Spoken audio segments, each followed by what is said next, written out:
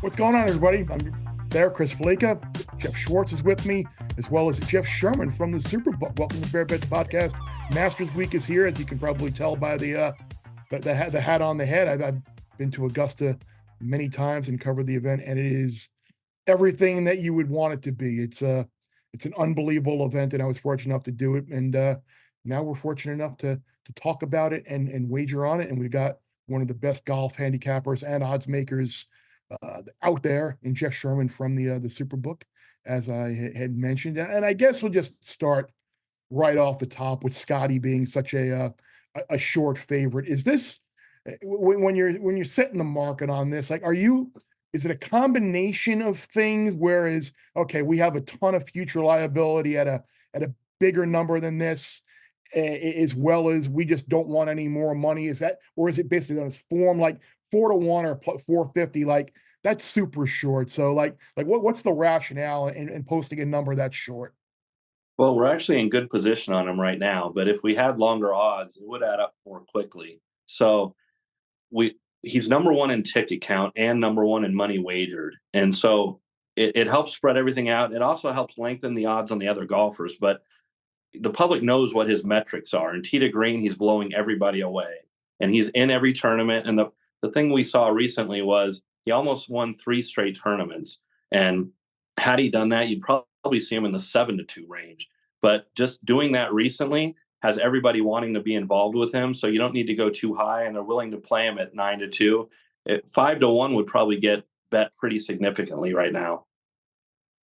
How much do you change the odds for a tournament based off of the last couple of weeks of performance for golfers? Like, do you go into basically Monday or Sunday night and say with a blank slate, or do you sort of have the prices set and they don't move very much based off of how golfers finished the previous week? Oh, it's very fluid, and it's not just how they do it the previous week; it's how they do the previous round. So we might see it at the Valero Texas Open how they're doing on Thursday, and that can affect next week's Masters odds. Somebody going out there and getting the first round lead. If you look at last week too, Sergio Garcia doing well on Live and almost winning, that dropped his odds down from 300-1 down to the current 100-1 just because of what he did last week. So it really gets magnified the closer you get to a major. But we look at round by round, not just the entire tournament, to adjust the odds.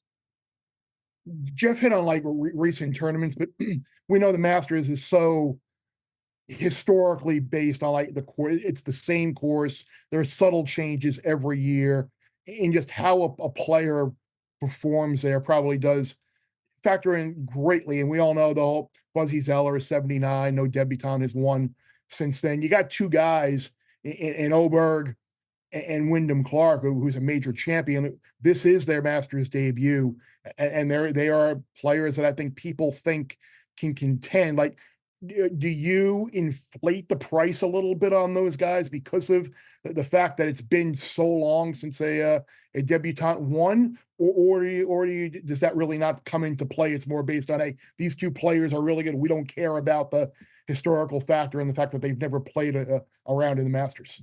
No, it plays a small part into it because the way that both of them are playing, if they had some course experience under their belt, 1 or 2 years even, I think they'd be in the 25-1 range, maybe slightly less. But right now, you can find them 30 to 35-1, just because we are getting support for them. But at the same time, we're willing to take that support because it is so tough for a debutant to win. Is this the year that Rory does it? Is he back to being a major winner? Would you put your money on Rory for the Masters? I wouldn't myself. I've seen too many things that he'll put together a Sunday charge when he's not in contention, but I wouldn't support him myself, especially at 12-1. I would probably need over 15-1 to consider it.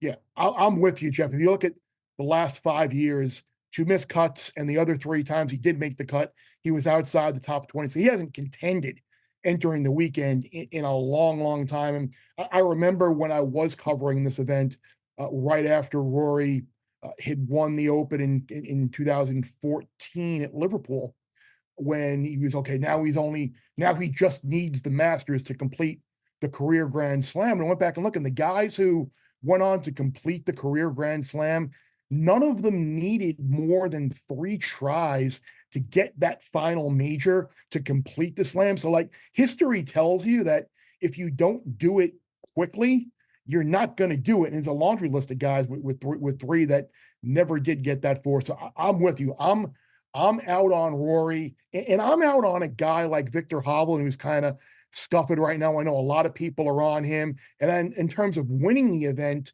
I'm out on a guy like Xander Schauffele, who, again, top 20 matchups, love him. But I'm not betting Xander Schauffele to win the Masters and do something that he's had an opportunity to done so many times and hasn't done. Like, are there any guys that you're kind of have that mentality that you're like completely out on?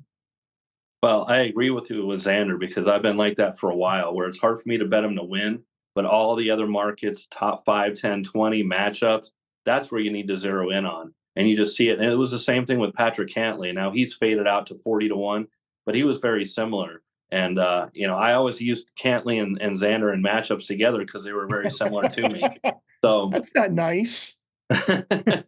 Well, I try to use that mentality about, both guys somewhat failing together of not getting the W. But Xander's definitely one that comes to mind, and Rory too. I mean, you mentioned Rory, and what we've seen out of him, even if he's gotten off to some blazing starts, he puts one round out there that takes him out of contention. But then he does that Sunday charge we're used to seeing to finish fifth and make his statistics look better than they might be. So it's tough. And that's why you see Scheffler such an overwhelming favorite, because he finishes a job and he doesn't falter too much. Once in a while, the putter does, but he can still even overcome that and win. We've talked about the different markets, right? There's the overall winner, top 5, 10, 20, 30, 40. There's head to head. Is there a favorite market that you think is the sharpest, is the best way to make money in the Masters? Well, it's been increasingly popular is the top 20. It gives you that leeway to find somebody like a Xander that doesn't have to win. And we're seeing a lot. That's what I tend to lean to. And, one guy, for instance, that I played top 20 this week is Russell Henley. I'm really high on him in the 60 to 80-1 range, but not so confident about winning the tournament. So I played him in some matchups in top 20. So I look for more top 20s than I do outrights these days. I have a Henley top 20 I took today. Yes. Wow. I'm on the right track. There we go. There we go. I played Xander top 20. I played Jordan Spieth top 20. I know that'll be a roller coaster ride throughout the 4 days. Hope if he makes the cut.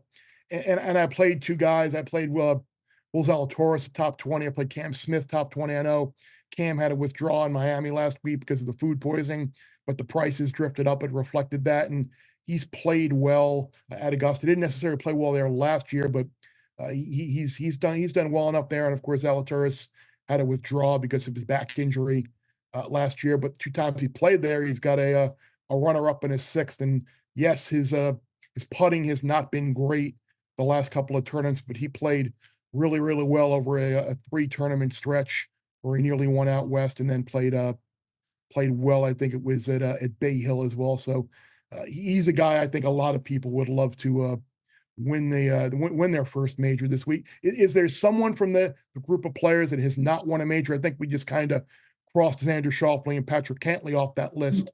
Is there a player that hasn't won a major yet that you would make the most likely to do it this week at Augusta? I'd have to put Joaquin Niemann in that category. And I did play him at 60 and 50, and right now you can find him about 30.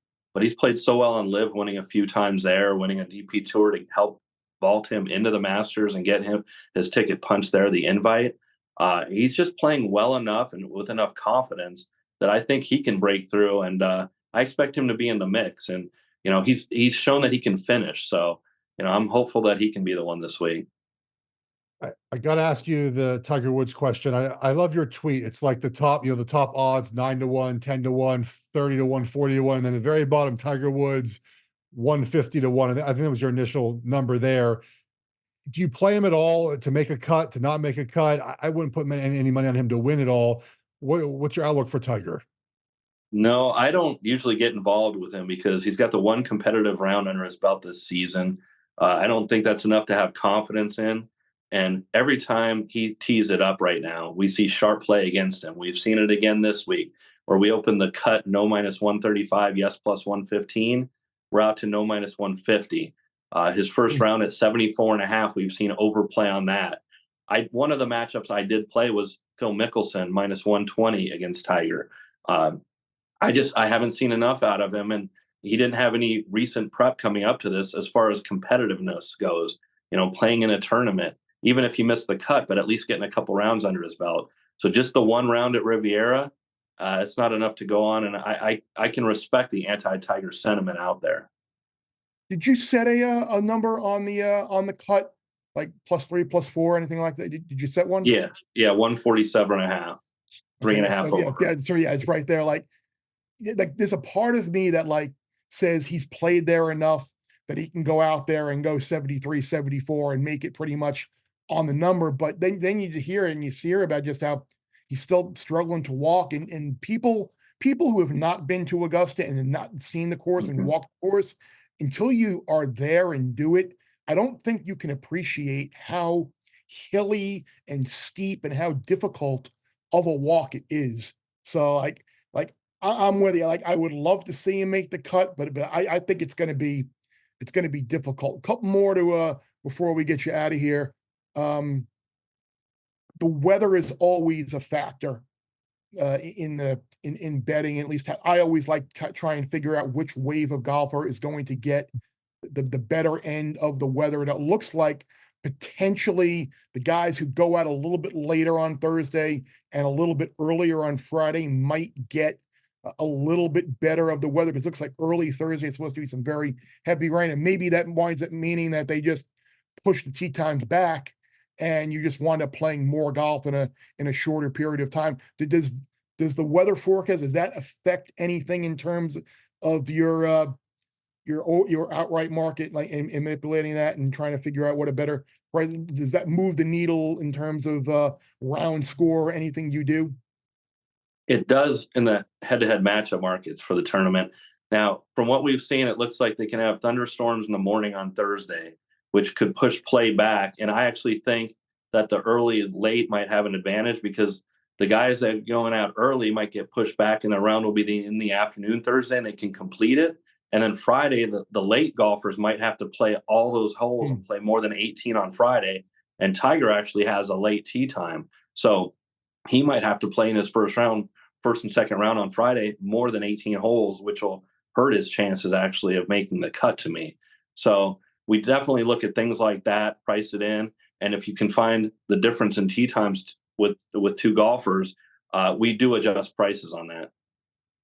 What's your biggest liability heading into the round one, and maybe how do you adjust your prices throughout the tournament because of it? Well, right now our largest liability is Tiger. Of course, he always is.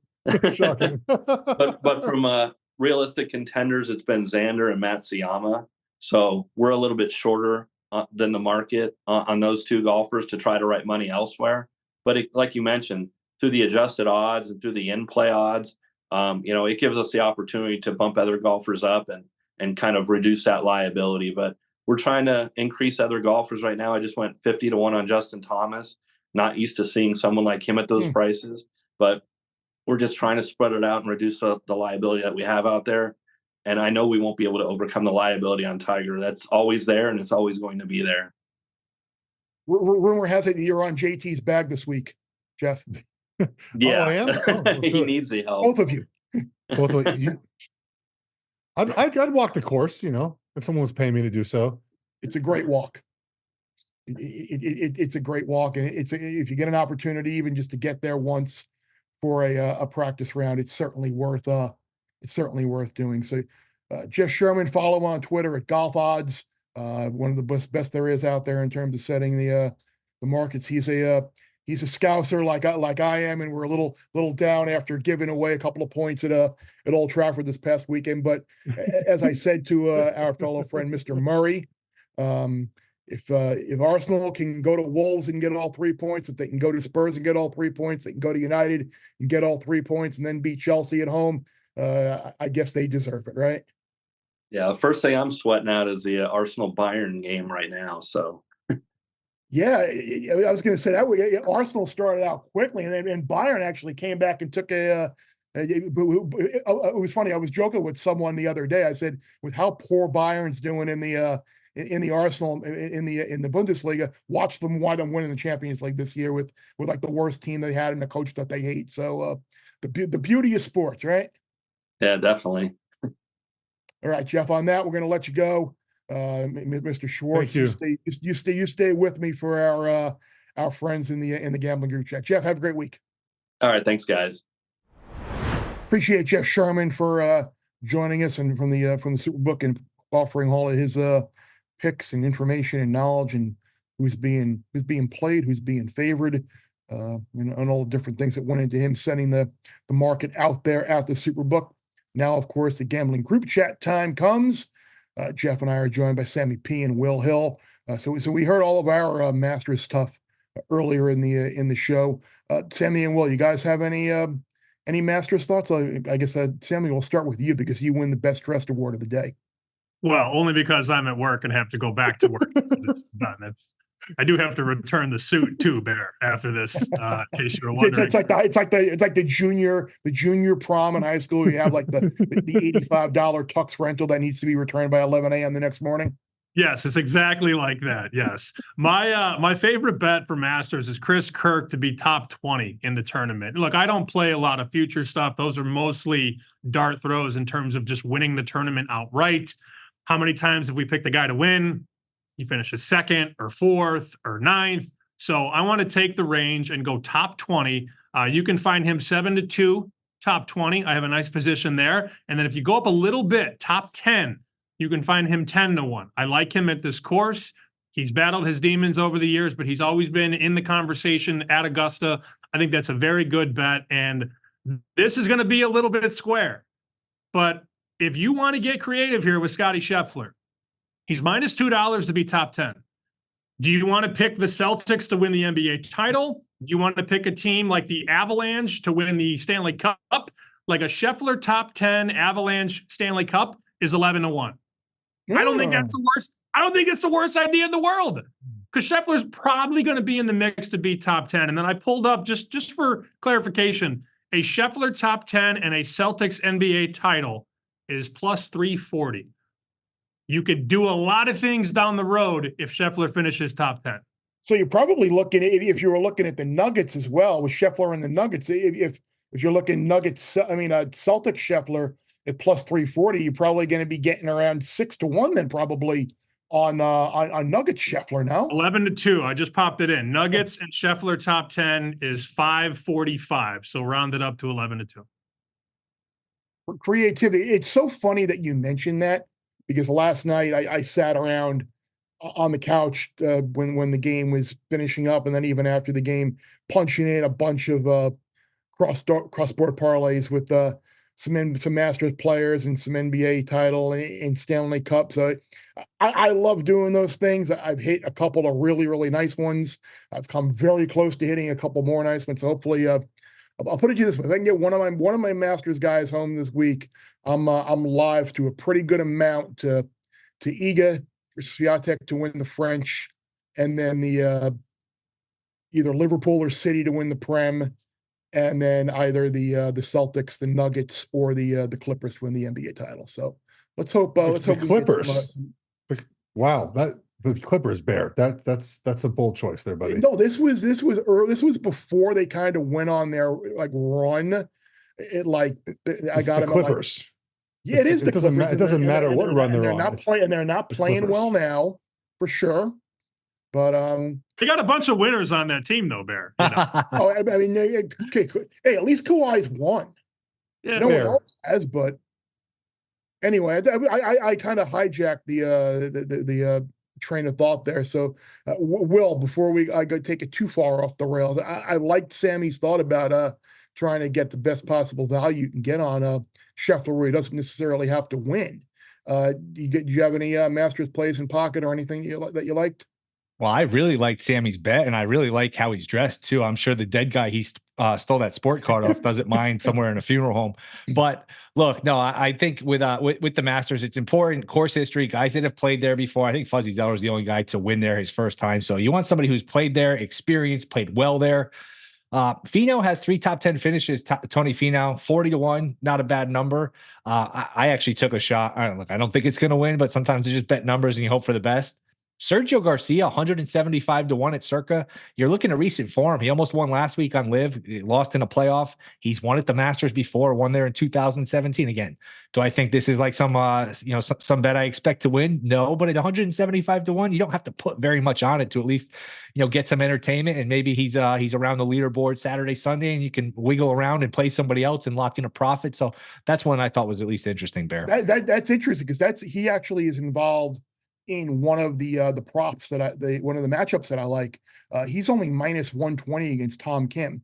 And again, Sergio's missed a bunch of cuts here in recent years since he finally broke through and won. But the fact he seems to be playing well on the Live Tour right now against Tom Kim, who really has been kind of wrestling with some injuries and some other kinks in his game. He's a guy who came in really highly thought of last year, and it hasn't because he played so well internationally in the competitions and really didn't translate last year. Did play kind of well at the Masters. I think he was top 20 last year, but Sergio minus 120 over Tom Kim was actually one of the matchups that I did like. So I guess we if we want to just move on from one last thing, I just want to get your thoughts on it more than anything. It's going to be a popular one, so maybe we should cover it.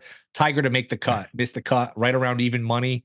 He's got to beat, I think, 39 golfers to get there. Can he get there? Can he make the cut? What's the right side there? I can't do it anymore. I used to just put some money on Tiger every year for this for fun, and I'm not making any Tiger wagers this year, guys. I just can't do it. Can he walk for 36 holes on this course? I mean, like it's a legitimate, fair question, right? Like take the miss, then take the miss. I thought about taking the miss. He's at a point of his career where the injuries are mounting. I'm just gonna stay away from it. I don't want him. I want him to make the cut. Like I would be right. I don't like rooting against my fan interest sometimes when it comes to wagering. So I would say no. Did you see the matchup? Tiger against Phil? Phil's minus 130. Phil's the bet there, right? Yeah. Phil was runner-up, like co-runner-up last year. That was one of the big stories of last year, how everyone kind of underestimated all the Live guys. But yeah, we talked about that earlier in the show as well about Tiger. I would normally say yes, he can make the cut because he can just kind of manage his way around it.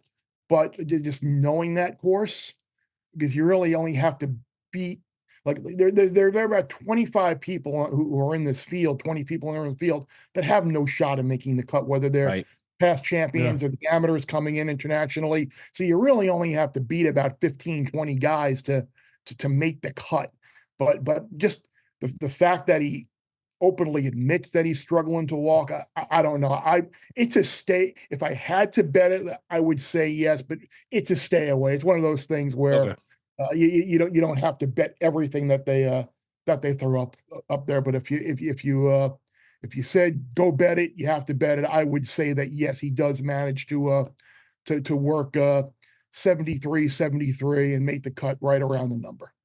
Moving on from the Masters, which we covered a bunch of it earlier as well, with some of our picks there before, and we'll have a couple more later in best bets. I guess a quick reaction to the NCAA tournament, which just ended. I mean, UConn just ripped through everyone, 12-0 the last couple of years, 12-0 against the number. In whole, I guess it wasn't really a great tournament. I mean, the number of great games that we saw. I mean, the A&M Houston game obviously was wild. Colorado Marquette, Colorado Florida, Yale Auburn. I mean, it was a good game, but it just didn't feel like a super memorable NCAA tournament, despite there being a historic performance by UConn. Jeff, what's like your grand takeaway of this tournament, whether it's from a treetop or a betting standpoint? Well, I wonder how much of this tournament will affect the way we gamble on next tournament, right? We saw a lot of the big dogs cover for the first half and then eventually fade in the second half, right? We even saw it with Alabama in the Final Four, where they were, early on, they were up, they were shooting 71% and ended up not covering the full game. And I wonder if that's going to affect the way we wager next year. We see these big dogs against some of the the powerhouses, the same thing will happen. Do we just take the first half and sit on that wager and hope it cashes? Because a lot of the games we saw this year were close early and then blow out late. So like, Will, are you going to change the way you wager next year based on what we saw this year? Probably not. I just think this was a one-off. Now, maybe if you want to look deeper and say, hey, these the NIL has taken an effect here. These mid-majors lose their best players. I think this year was different too, because we had talked about it during conference tournament week. A lot of the one seeds in the one bid leagues got knocked off, which watered down the 13, 14, 15 seeds. So no, I mean, it's just, still, it's one tournament. It's still a relatively small sample size. It was kind of a boring tournament. I mean, we had that moment that Friday, early evening, late afternoon, where the Yale-Auburn upset, that crazy finish was almost simultaneous with Colorado and Florida, which was a near buzzer beater. Those happened within like 30 seconds, a minute of each other. That felt like the tournament. All right, upsets, buzzer beaters, the tournament's here, but it quickly turned into the round of 32 where it was all chalk. The Final Four was kind of ho-hum. Title game was ho-hum. Just a lot of favorites winning, a lot of favorites covering. What UConn did is just incredible. I mean, think about this time last year. They were down at the half to Iona, and Hurley had never won a tournament game for UConn. It was their first round, and then they kill Iona, and they just bury everyone ever since. It's amazing how quickly things change. So to answer your question, Bear, Sammy, I don't know if you guys feel any different, but I'm not going to go in next year and just wager differently based on this year. It's just kind of a one-off, I think. Yeah, it's such a small sample size. What is it, 18 days, 19 Right. days? Yeah. I think it's tough to overreact. Let me speak to UConn for just a second. Final Four and the national title game, Wise Guys laid it early, and then the Squares just cleaned up late. I mean, look at the championship line. It opened 5 offshore, and that lasted 35 seconds, goes to 5.5, goes to 6, goes to 6.5, goes to 7. And then there were people that were texting me, and I'm sure you guys get these texts too.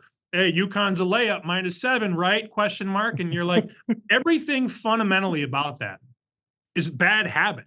Like, you can't be laying 7 when the game opened 5. But this is what happens when you have these historical teams, these 09 Carolina teams, these 2023 and 2024 UConn teams, the 2018 Villanova team. Sometimes one of the greatest teams of all time will bail people out. And that's what happened. I mean, look, you can't sit there and tell me UConn -7 was a great bet. It won, but you missed the opener by 2 whole points. But again, sometimes a good team or a great team will bail you out. And I think Will said it before we started taping. You knew at half. You knew when Purdue weathered a couple of storms, had that tip back dunk, and they're still down 6 with Edey having 1,000,000 points. You knew UConn was going to cover and probably cover the second half. But then you're getting all those same texts like, UConn's a lock in the second half, right? And you're like, like, this is not supposed to be this easy. But UConn made it that easy, and they have covered 12 straight NCAA tournament games. We'll never see that again, ever. This is why live wagering can be a way to wager on these games. Because I'm with you, Sammy. I didn't lay the 7 with Connecticut. I thought that was a bad number by the time I really decided to wager on the game. I got 3.5 in the first half. Like, Purdue went up by 3, I think, 26-23. I saw 3.5. I grabbed it immediately. So I think this is another example where live wagering can help you. Now, obviously, if UConn had rolled from early on, I wouldn't have got that number. Just would have stayed away from the game. But the 3.5 popped up, and I gladly took it because, to your point, 7 at that point was not worth wagering on. Mark Lawrence had a couple of numbers out there just to kind of show, like Sammy, you were talking about, like Square Central and just the people who are just hopping in late. Like, favorites is 6 or more in the tournament.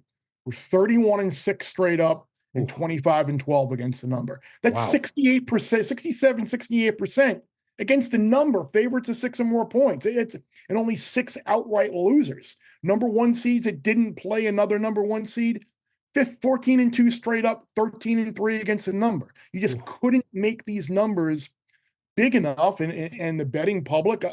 I'm curious I probably should have asked Jeff Sherman about this. Maybe I can catch up with John Murray later, just offline. Like, how did they do in the tournament, like, overall? Because it seems like, I'm sure they won, and the books are going to be fine.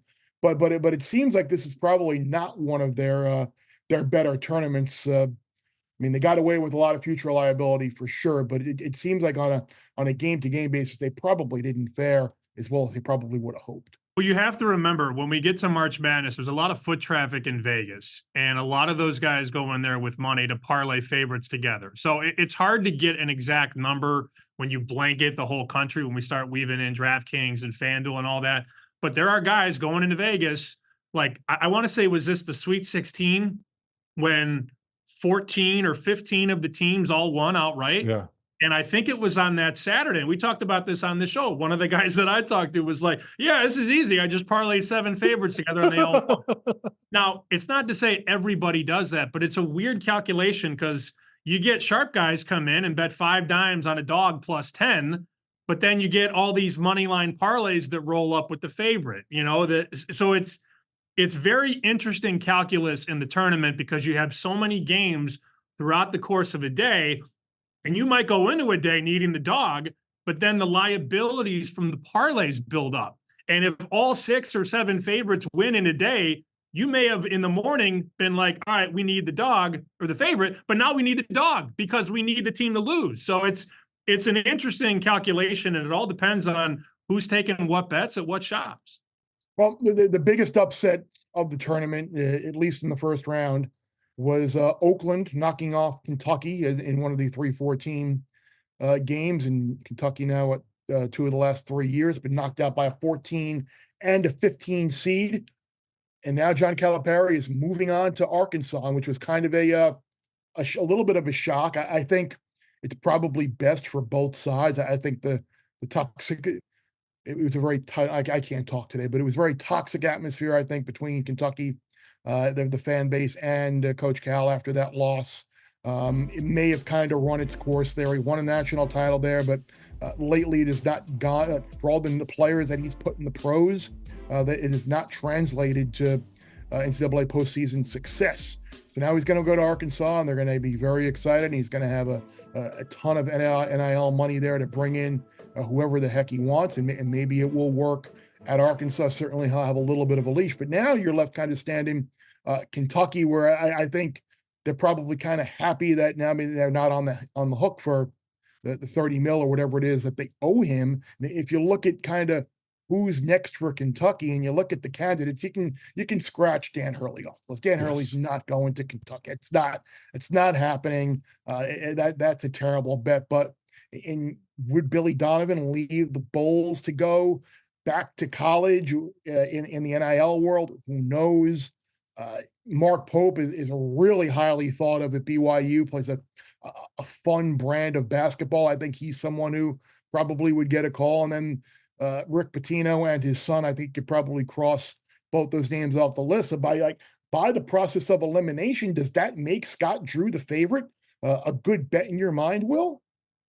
Yeah, look, there's not that home run candidate because you're looking to check 2 boxes. People bring up Rick Pitino, people bring up Jay Wright. I don't think Jay Wright's coaching again. I think Pitino's too old. Do you want your next Calipari? You say what you want about this tenure. You could say, hey, it was disappointing. It certainly was at the end, but he did win a national title. But Calipari gave you 15 years where you're pretty much always a contender, won a title. You're looking for the next Calipari. When they hired Calipari, it was, hey, this guy's going to be a home run. He's going to bring in the NBA talent. There's not that guy where you could check both boxes where he's going to win. He's accomplished enough. Like, you're not going to hire somebody's assistant or a mid-major guy. You want the accomplishment, but you want somebody who's young enough where you can have him for the next 10 or 15 years. You don't want a short-term hire like a Pitino or Jay Wright. I think Scott Drew checks both those boxes where he won a title. He's had some good years since.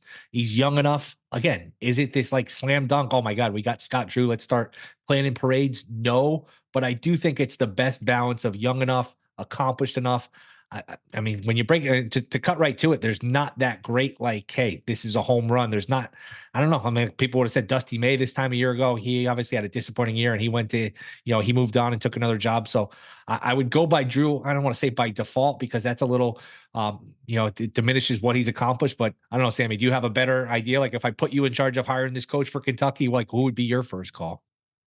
First call is Danny Hurley, and he says no. Yes. And then I would try to pry Nate Oates away from Alabama. But the problem with that, this is not like, we're building a roster in Madden with trades turned off. Like, you have to pay buyouts and massive buyouts to get a guy like Nate Oates out of that contract at Alabama. I don't know, man. Like, I don't know that this is the job that everybody perceives it to be.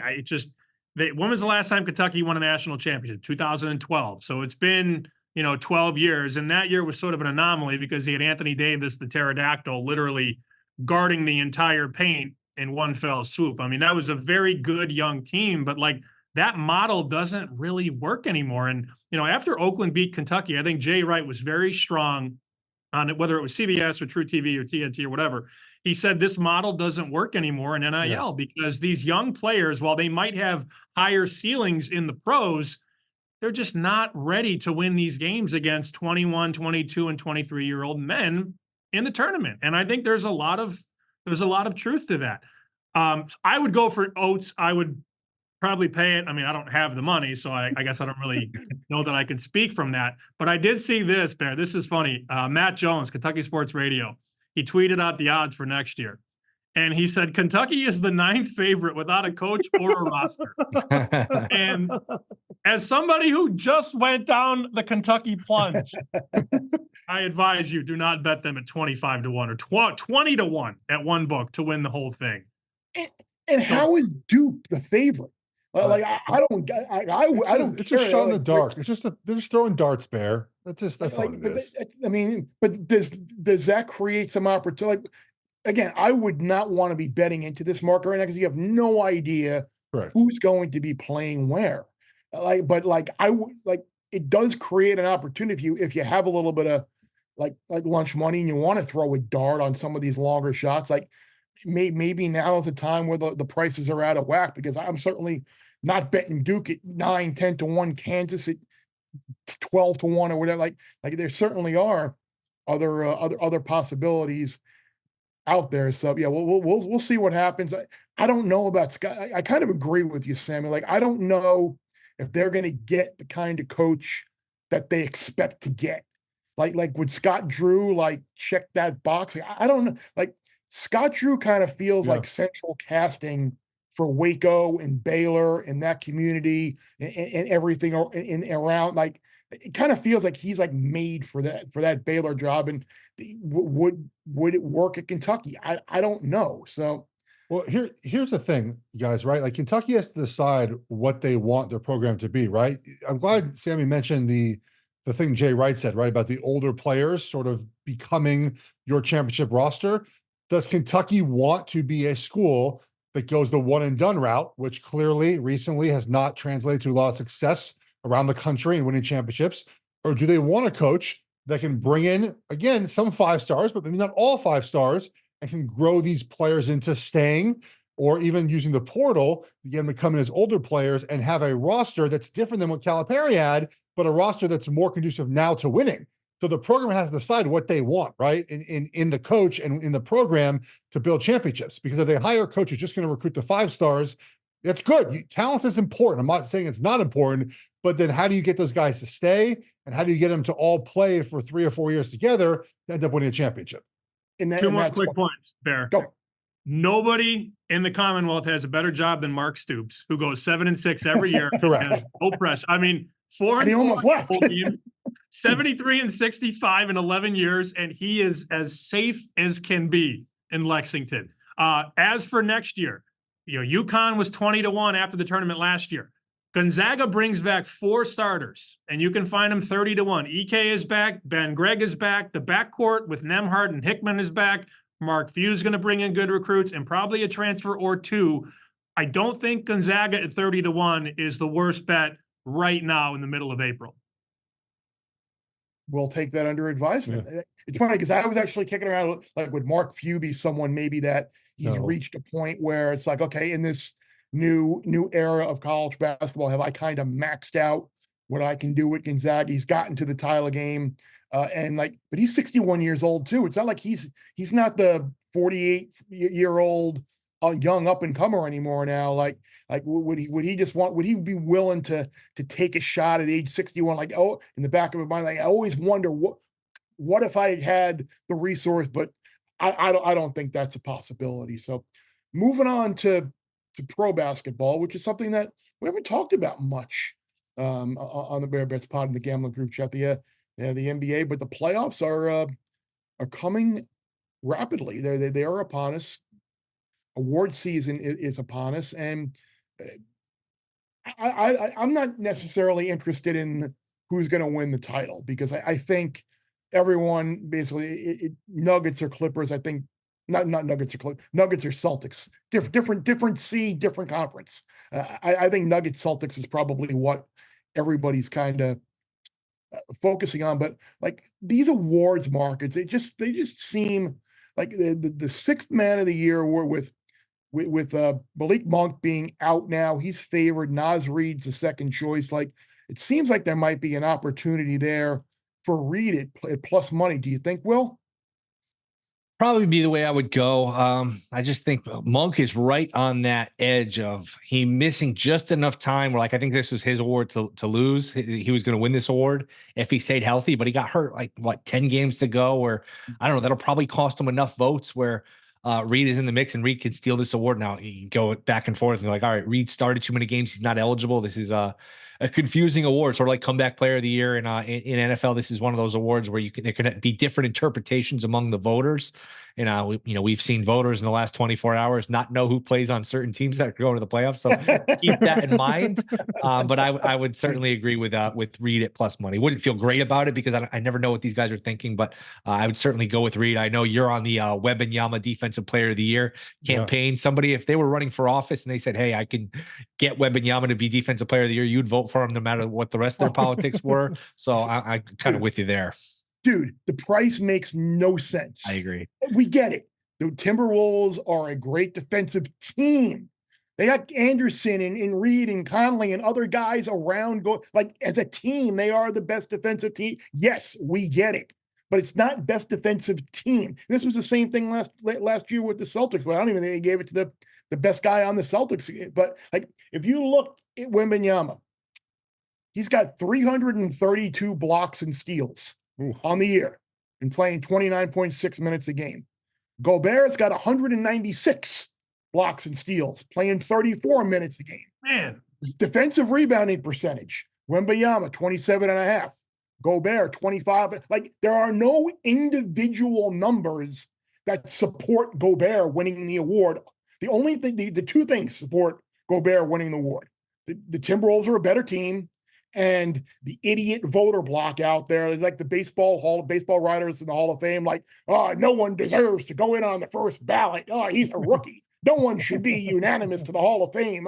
It's that idiotic mentality. Finally, we've seen, whether it's been Brian Windhorst or whether it's been Draymond Green, come out and be like, yeah, Wembanyama is the Defensive Player of the Year. So there's still about a week left, I guess, for voters to maybe change their mind. But everything that Wembanyama does every night, it's every night. It's 14 rebounds and 6 blocks. It's insane what he's doing. I just wish this 1985 voter block mentality of, oh, their team is better, so clearly it's got to go to him would change. So, Sammy, I'm off my soapbox. The floor is yours on anything NBA related, whether it's awards, title, conference.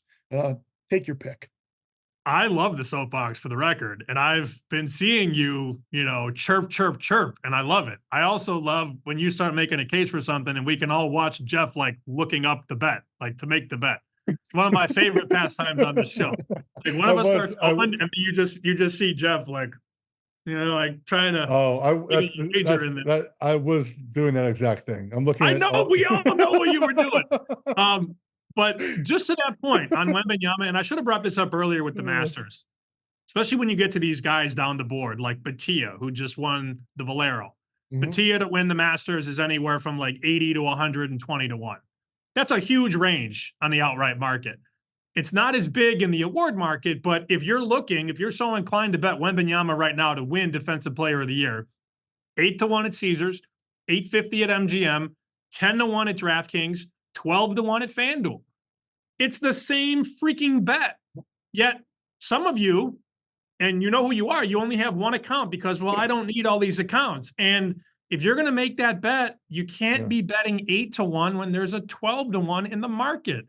Period. Just please get the best number, whatever you're betting, whether it be a future market, a spread market, an award market, whatever it is. There are so many. I mean, some of these states have like 8 outs now. Yeah. And if you're only playing with one, you are limiting your ability to win.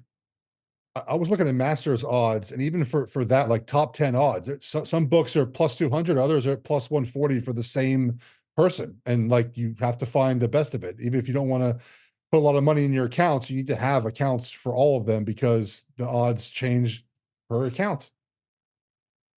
Will, we were talking about this offline. I'm going to let you bring it up. Like you had, I think, probably what is the, I mean, we were talking about like setting I think it was a conversation you were having with a friend of yours and you passed it along. Like if you were setting an over under on like number of losses for the Celtics in the Eastern Conference playoffs, like 5.5 potentially would be a number, but you actually like made a point, like, is betting the Celtics to win the Eastern Conference just like, is that the best postseason bet you can potentially make?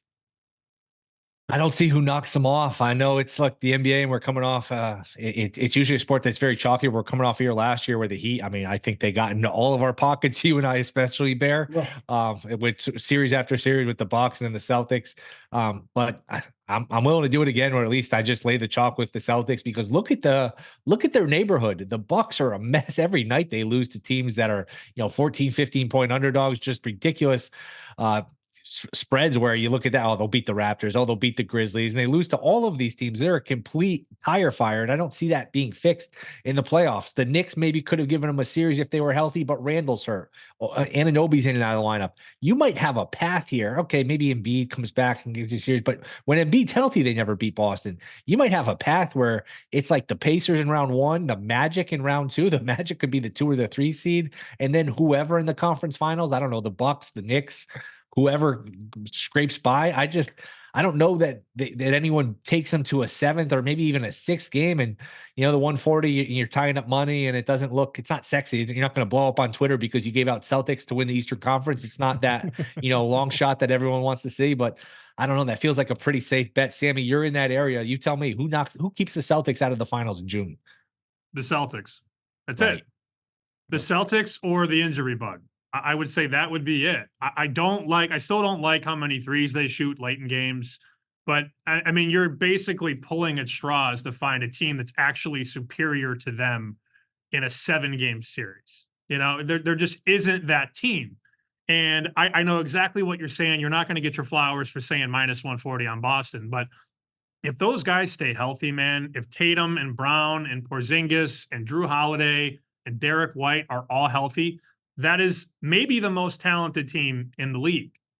Now, I don't know about a layup to win the finals, because the finals are no walk in the park, but to win the East, I mean, if it's not this year, when is it going to be with these guys? This is the super team in the East right now, in a hobbled East with a bunch of bad teams. And if Jeff Schwartz was coaching the Bucks, I might like them more than Doc Rivers. You know what I'm saying? Like, Doc just doesn't. I definitely would. He doesn't move my playoff meter. So Correct. To answer the conversation, it's the Celtics. The Celtics are the only team it feels like they could stop the Celtics. I think Doc Rivers does move the meter in the meter. He does. Just not in the other not in the direction. direction that you actually want him to move. The wrong direction. The meter. The fade direction. Yeah, which is good for the bettors. One other little subject before we let you go. Obviously, last week has been brutal for pitchers in Major League Baseball. I had a nice Cy Young bet on Shane Bieber. Thank you. He's now gone. Yuri Perez from the Marlins hurt. Spencer Strider hurt. Framber Valdez now. Like there are pitchers. This is as many injuries as I can see or remember from starting pitchers this early in the year. So we can have the doctor, why is this happening type conversation, and what do we do to fix it? That's probably a little bit above our brain power and our pay grade. But as handicappers and as people who like betting into these awards markets, like how do you approach like betting Cy Young awards now or other posts, but more Cy Young than anything else, being that you have real big potential for injuries? Like, is it something that you want to avoid completely? Do you want to just bet good pitchers, like in an inning by inning or a game by game type basis this team pitcher to throw a shutout inning, which obviously takes a lot more involvement and an active way of doing things. You have to be really into it and not really have anything else going on in your life to do that. Or you just looking to like stay away from it, or even just kind of limit yourself to making smaller bets at bigger numbers. Will, what are your thoughts on handling the Cy Young market now with so many big names apparently out of it? Yeah, and not just so many big names out of it. I mean, you look up, it's April 9th, 10th. I mean, it's not like it's June or July. We're a week or two into the season. And I mean, every time you look, Josiah Gray was just scratched. Framber Valdez was scratched. I mean, every time you look up, you can't even keep up with them. I can't bet Cy Young unless I'm getting, I don't know where my cutoff point is. Again, everything, there's no like strict line, but unless it's 30 to 1, 40 to 1, 100 to 1, like I'm not going to bet a guy 8 to 1, 10 to 1. First of all, you got to pitch 90-95% of the season just to have a chance. And then you got to pitch well enough to win the award. There's a lot of moving parts where unless I'm getting a long number, I'm probably going to wait till June or July. I remember Snell last year was 150 to 1 middle of the summer, right around like the NBA draft. So I don't have an appetite like what you did when you bet Bieber. That's a sickening feeling. You don't even get a sweat out of it. I mean, you want to cash the ticket, but at the very least, you want to be able to sweat it all summer. So to me, unless I'm getting a long shot, I don't know, Sammy or Jeff, if you feel differently, but I'm not jumping in on anything too quickly unless I feel like, wow, that's a really long number at a huge price. Otherwise, I'm just going to wait here. Yeah, there's not much of an appetite for me because, like you guys were just talking about, when you name a guy down the board with good odds, like Garrett Crochet, for example, who's been dealing for the White Sox, he's coming off an elbow injury. So, like, there's always the concern that, the guy that you spot could get hurt. It's a cop out of an answer, but let me just double down on what I said last week. This White Sox team is pathetic. And when we did the show last week, they were plus 340 to be the worst team in the league. They have 16 runs in 9 games. 9. They can't hit. They can't run. They can't throw. The manager is a moron. The number now on the White Sox to be the worst team in the league is plus 230.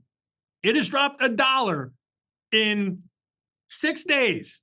That's where we're at. I know the A's are bad, and I know the Rockies are bad, but 16 runs in 9 games, and now Robert is out for months, and Eloy's going to get hurt again when he eventually comes back. They can't score. If you can't score, you can't win 60 games.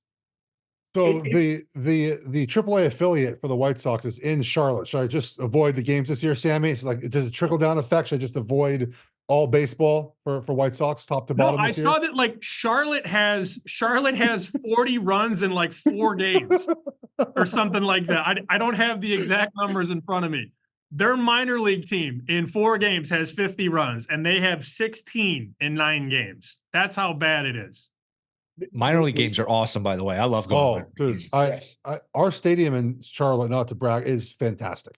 I will definitely go. It's a lot of fun, but nonetheless, look in these markets, just personally for me, I don't wager MVP, Cy Young for most leagues until like the middle of the season anyways. I just feel like there's so much that happens the first month or 2 of every season or 3 months that I'm not getting personally anything out of wagering before the season. Let's just like Pat Mahomes for MVP. Just have that in my pocket. But otherwise, I kind of just wait and see how the season's going. And yeah, you might not get that big number, but you might cash your ticket easier. So I just wait until the end, some point in the middle of the season, most of the time, to make these wagers. Well, to echo your initial point on taking a number, I did play Jordan Hicks at 100 to 1 to win NL Cy Young. Again, can he stay healthy? Who knows? But 100 to 1, I'm willing to take a chance. And I did play Sammy. I played Schroeder from the other Chicago team, NL Cy Young. I got him at 45 to 1. He's good. I think it was 2 guys, a longer price. If I win, I win. If I lose, so be it. And the race to the bottom is going to be very interesting because you mentioned the White Sox, you mentioned the A's, you mentioned the triple A's in Oakland, the Rock Pile. Marlins. The Marlins a couple of days ago were 35 to 1 to be the worst team and have the most losses in the league. And I think they're now 25 to 1. Marlins are a sneaky up because you talk about a team that has no healthy arms. It's them, and they already got rid of their man. Like the Marlins could be really, really bad. And you look at last year. I know Will, you and I were really big on the under in the Marlins last year, and they won all those 1-run games, and they kind of lucked out a little bit into a lot of those with some of the. And it seems like the bill is coming due this year. So I know we got Marlins under 70.5. We feel really good about that. And we'll see maybe if the Marlins at 35-1 can come through and beat these other terrible, terrible teams. And the A's are not that bad, man. They're not as bad as people think. The bottom was last year for them. I mean, they're bad, but they're not rock bottom. Rock bottom was last year for the A's. Let me ask Jeff this before we go. And Sammy, I agree with you. Between Geloff and some of the guys, Miller closing, like they have some guys, but like morale of a player. You're a baseball player. Yeah. Knowing you're moving to Sacramento or wherever the hell you're going now in the debacle of an ownership group. You come out there on your homestand and there's literally 2,000 people in the stands at Oakland Alameda County Coliseum. Like, what do you think? Like, what are you thinking as a player when you get onto the field and you look up at that? The first thought I had when I saw the announcement they were playing Sacramento was they're never going to get free agents to sign there. They don't get them anyways. It's not like a big difference from what they normally do. But the fact is you're just not going to get anyone to ever sign with you. And every player is going to leave immediately the first chance they have. So, if you have someone homegrown that you like and you want to keep, you just won't. Like, they're going to leave immediately. Now, you might trade that guy before you get to the opportunity, but the fact is you're just not going to have a team together until you move to Vegas, and players want to stay on your team. And guys, Vegas is 2028. There's a chance that they get an expansion team before the A's move there. Like, there's no guarantee, in my opinion, the A's end up in Vegas. I mean, they might be stuck in Sacramento. I don't know. Oakland again. It's a really terrible situation for anyone with that franchise. And they have like a loyal fan base, same as the Raiders did. And they're just stabbing them right in the heart with all these moves. Yeah, no, it really is sad because you think of the early 70s when Finley and all the great players that they had and the Batch brothers, and I know Brad Gilbert is a massive A's fan. I wonder though if it does maybe something to file away. Maybe you don't want to hop in right away and do it, but maybe file away. Maybe it's worth playing the A's when they're on the road. And they're going to be a bit of a bigger dog, but they'll actually be more engaged and more excited and more apt to go out and play well. So that was good. We covered college basketball. We covered baseball. We covered NBA. We covered golf. That's the model right there, men. So let's we covered junior high school prom tuxedo rental and the sharpest dressed man in the room, Sammy P. So let's do it again soon. Appreciate you guys. Have a great weekend betting the Masters and whatever else you guys are betting. Another wonderful gambling group chat there, Bear. Hopefully Sammy can return his suit in one piece. We covered a lot there, man. A lot of sports that I didn't think we'd get to.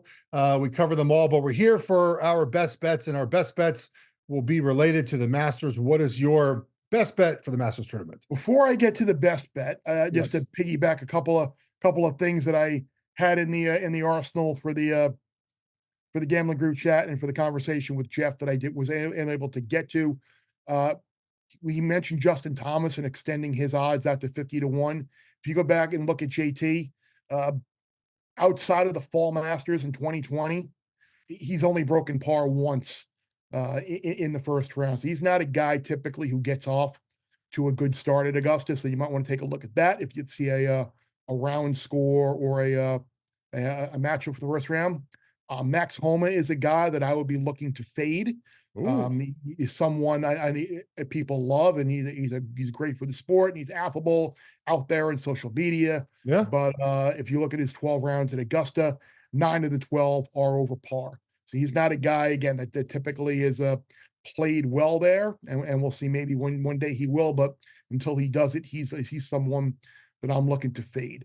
I mentioned the top 20s, the three outrights that I have are Cam Smith, Will Zalatoris, and Jordan Spieth. 45-1 on Cam.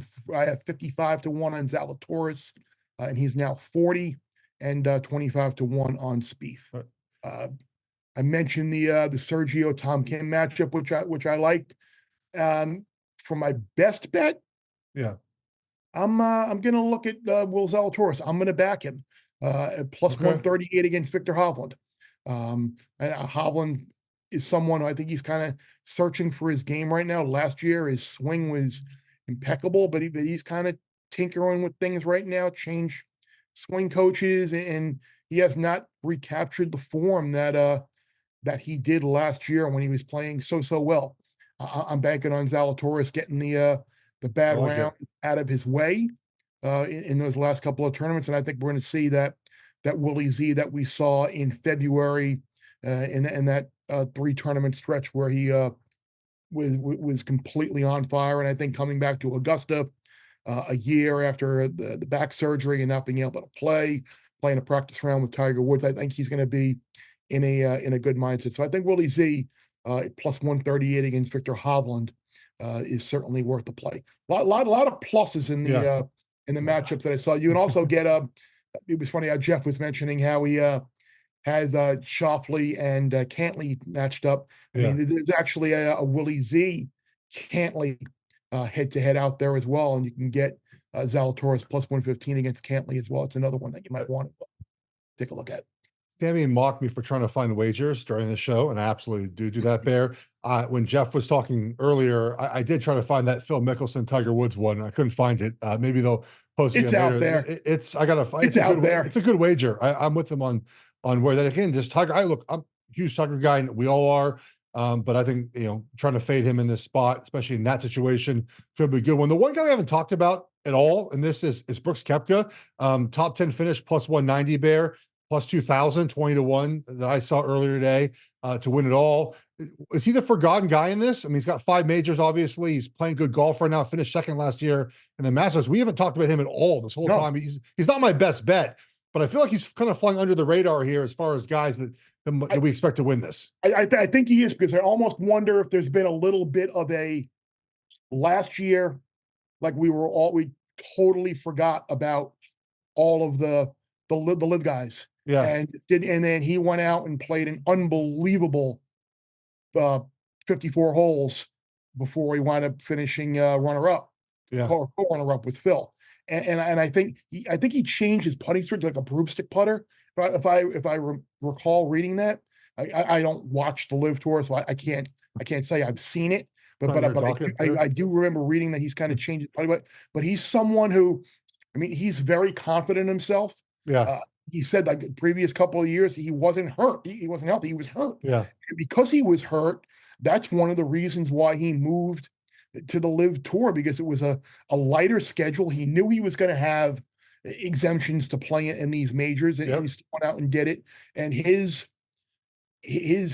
iron play and his ability to drive the ball is up there with anyone. So I certainly would not be opposed to adding a Brooks Koepka bet to my portfolio as well. I agree.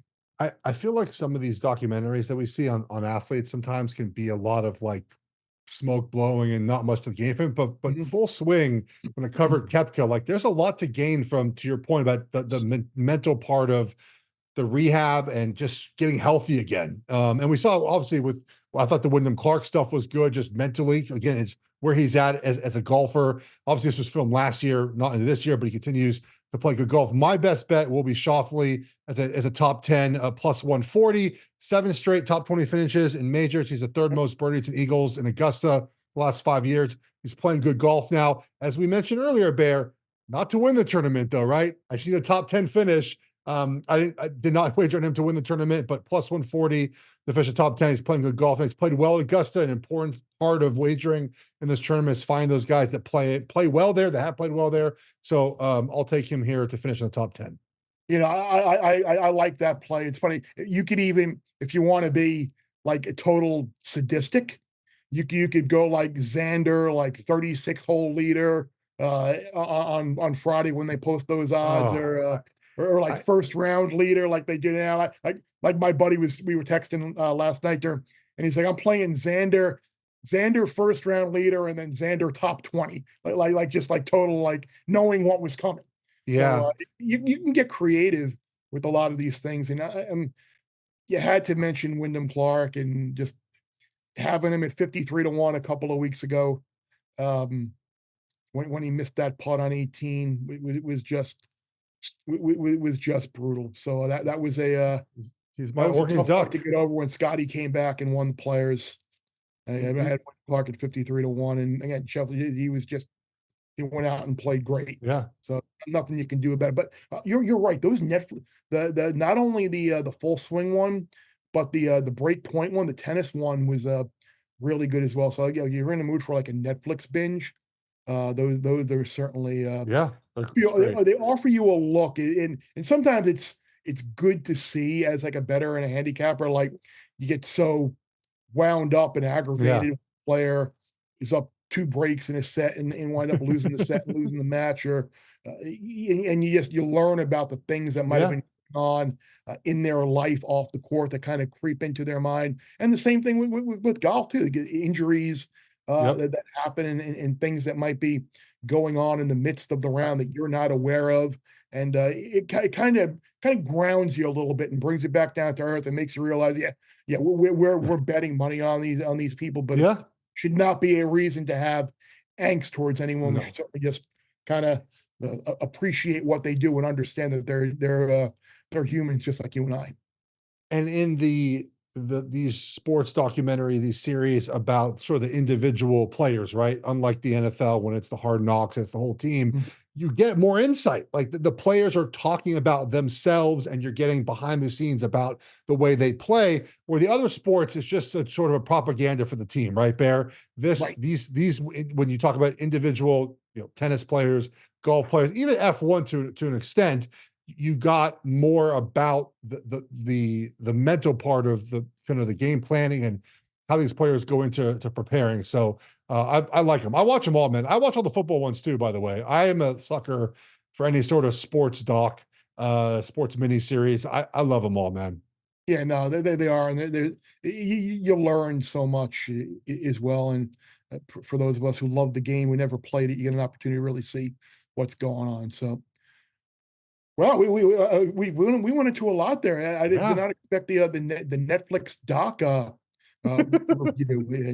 go in there, but I got plenty that don't relate about sports if you want to talk about that from time to time. But hey, good one today, my man. That was we got a lot done. Fun.